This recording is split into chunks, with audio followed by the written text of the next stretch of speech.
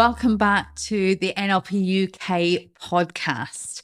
I'm Callie Fraser. And I'm Steve Kay. And today we're going to be looking at what impact do you have on other people? And how could you have a better impact?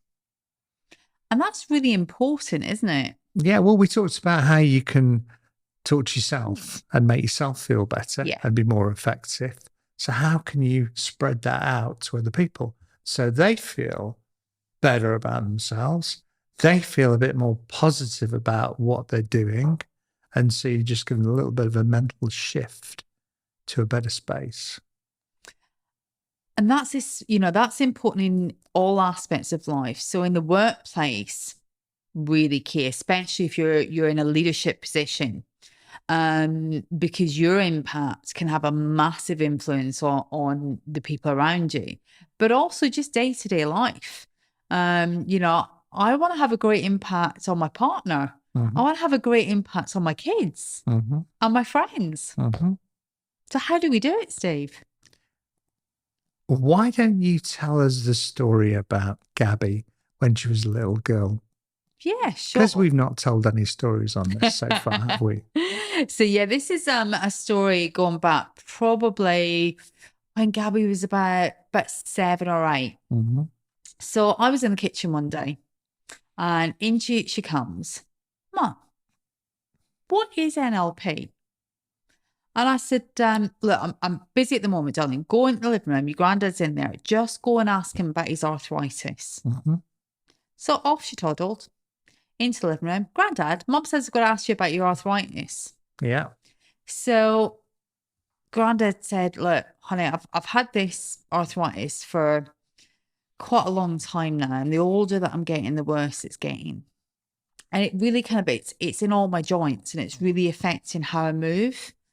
He said, some mornings when I get up, it can take me 20 minutes to get out of bed because everything just is seized up during the night and everything is really quite stiff and it hurts.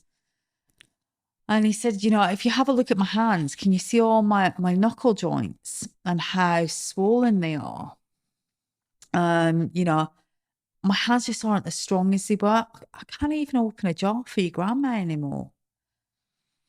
And he's starting to get quite upset. You're making me feel sad. Yeah, I'm making myself feel sad just talking about this story. Yeah. So Gabby comes in the kitchen and she's actually quite upset at this point. She's like, Mum, what did you make me do that for? Grandad's really upset. Why did you ask me to go and talk to him about his arthritis? I said, oh, don't worry about your granddad. He's fine. I'm a hard woman. What can I say? And I said, go back in the living room and go and ask your granddad about the best day he's ever had with you. Wow, what a question. So she was a bit skeptical at this point because she just made her granddad upset and she was a bit worried. But, she wasn't a teenager yet. So she did as she was told. Off she went. Granddad. Mum says, I've got to ask you about the best day you've ever had with me. And he said, oh, I remember the exact day. He said, you were about 3 years old and Mum was working. And for some reason, nursery was shut. So she'd asked us to come and take you for the day and look after you. And it was in the middle of summer, so it was a really nice day. So we thought, oh, no, let's go out for the day. So Granddad packed a nice picnic. We put in the back of the car. We came and picked you up nice and early in the morning. And we drove from Nottingham over to Skegness and we were going to have a day at the beach.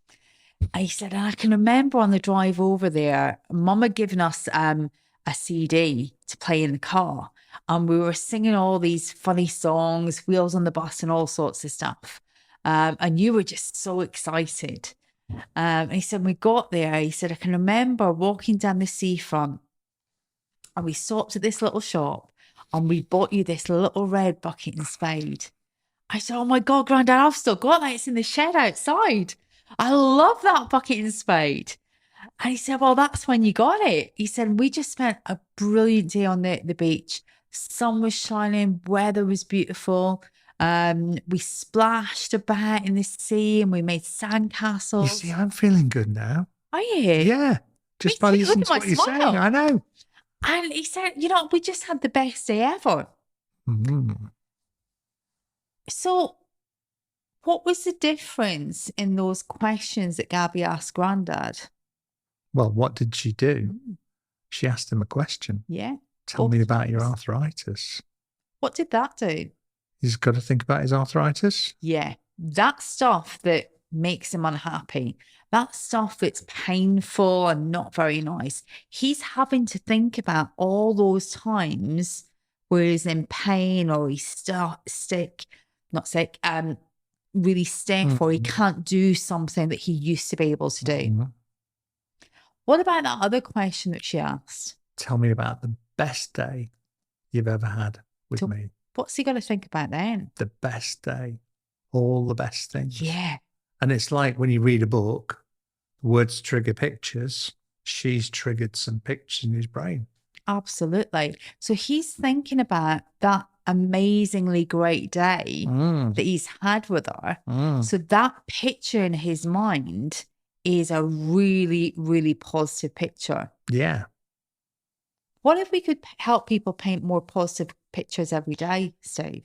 By asking the better questions. Yeah. So, guys. Easy would that be? Yeah, we start a meeting off with, right, guys, before we start, just have a discussion with the person next to you on what your biggest team achievements have been since last meeting. What's the best customer service that we've our team's given this week? Here's a favourite question of mine. Where are we going to celebrate after we've hit our team targets? What are you thinking about then? I'm not thinking about the team targets. I'm assuming that they've been fired off. I'm thinking about where we're going to celebrate. And it assumes I've gone past it. Absolutely. So what result do you want from this project? Whose help are we going to need? And it's just a really simple way of changing the impact that you have. Yeah. And helping someone think more positively. And we've already said in our last episode that when we are in a great state, we have better days. Yeah. And when we have better days, we tend to get more done and we're more productive. Yeah. So if we could do that for someone else as well as ourselves, win-win situation. Yeah. And if they're in a better state, then the people they interact with will have an impact on them as well, won't it? So it's interesting, isn't it? I was never taught at school that the words I used would make me or other people feel different. I was never taught that. I can't remember ever being taught that the words you use will impact on what someone else is thinking, or will impact on what I'm thinking, or how I can focus people on. I'm not saying someone's having a bad day. We say, put a smile on your face, everything will be fine, every cloud. I'm not talking about that. I'm just thinking, okay, so this has gone wrong. How can we improve the situation? What can we do as a team to improve things? Rather than, oh yeah, my goodness me, it's all a failure. You know, it's interesting when you hear the news, isn't it? Oh, if you want to feel bad, watch the news. Yeah, or Emmerdale. Yeah. Or EastEnders, or Coronation Street. Somebody's dying. They're always all shouting at each other. Oh, yeah. They're shouting at each other. Somebody's done this, somebody's done that. They're this, they're that. They're always falling out. It's not a good feeling, is it? No, definitely not. It's, again, it's painting those pictures and influencing your script. So if you're watching negative things on TV on a regular basis, guess what? That's going to impact on the script that we talked about in one of our earlier episodes. Yeah. It will influence how you see the world. You'll start to see it through that kind of a lens. Yeah. So what we're saying is that we can have a massive impact on the way that people feel with the language we use. Have you ever heard people using metaphors? And I'm thinking about a program we did for a senior coaching program in the NHS. And we had a guy called Ali. And Ali had some brilliant metaphors. Yeah. So he used, it's like the sword of Damocles is hanging over our head. I feel like I've been kneecapped. It's a dog eat dog world out there. The best, my favourite one was the light at the end of the tunnel is another train coming down the same track as ours. And can you remember what I said to you pinched Gavin Oates' I did, didn't you, and said, "You be the light." Absolutely. But I didn't use the swear word that Gavin Oates used in his book at the time. Okay. So when people are using metaphors, they are using language to describe what's in their script, essentially, aren't they? Yeah. They're using a story to describe how their script is perceiving something that's going on. And so we can pick up from them that maybe they're not seeing the world in a great way from the metaphor they've used. Yeah. Can give you a lot of clues as to where someone's thinking is. Yeah. Yeah. So if people are using lots of, I've got to do this, I've got to do that, I've got to do the other, I should go to the gym. I know if someone says to me, I should go to the gym, they're not going to go to the gym. If they say, I'm going to the gym, I'm really looking forward to it, they're going to go to the gym. I should do my appraisals. I should do this. I should do that. They ain't going to do it, are they? Because they're not above the line. Definitely not above the line. So what other ways can we talk to people? We've talked about meetings, starting off meeting with a good state, presentations. Oh, absolutely. The way that you talk to yourself before a presentation is so key to your success. Yeah. And the way we talk to other people at presentations.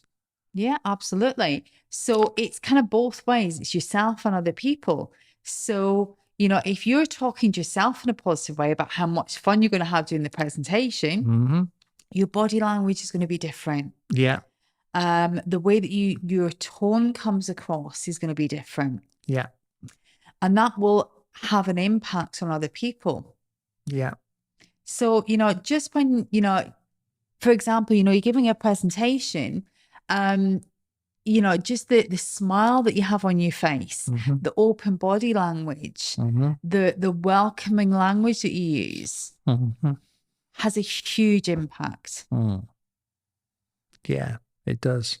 And you've got a nice story about someone that you went to spend the day with, who's having a meeting with their team. Yeah.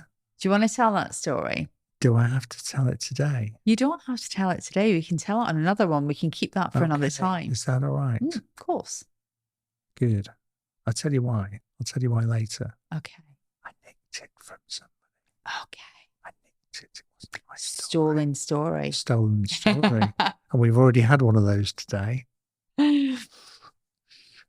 So the way we talk to other people has a big impact and can have a ripple effect, because if they're in a good state and feeling good about what they're doing, then when they're going to talk about that with a colleague, they're going to be in a better state when they're doing it, aren't they? Absolutely. And in their mind, the language we use is painting pictures about positive, successful outcomes, like how are we going to celebrate when we've completed the project successfully on time.